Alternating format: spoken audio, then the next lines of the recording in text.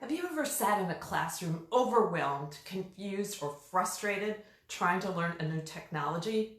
Have you attempted to really pay attention only to feel like the instructor is speaking a foreign language? Well, you're not alone and it's not your fault. You see, there are a handful of people who are poor learners, but there are lots of people who are really bad instructors.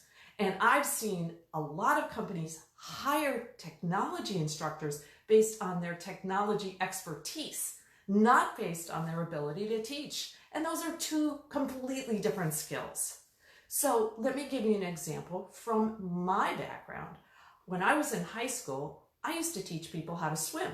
I was a lifeguard at a community pool, and all of us lifeguards were also swim instructors. Unfortunately, most of the lifeguards were natural swimmers. How did they learn how to swim? Somebody threw them in the deep end and said, swim, and they did. Well, that didn't work when they were trying to teach everybody else how to swim. I, on the other hand, was not as fast or as strong as many of those other lifeguards, but I learned how to swim from scratch. I learned the basic skills. I learned how to breathe underwater.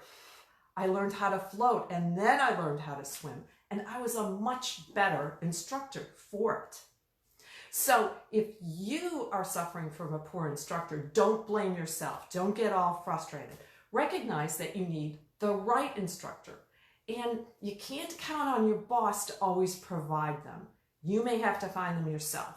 So I strongly recommend that you find a colleague.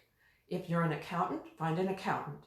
If you're an administrative assistant, find an administrative assistant. If you're a salesman, find a salesman. Ideally from your workplace, but if not, and hopefully you're using standard software and hardware, you should be able to find someone in another organization.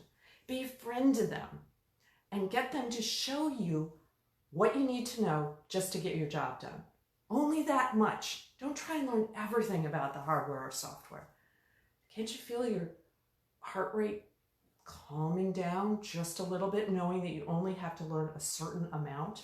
Just focus on what you need to do your own job.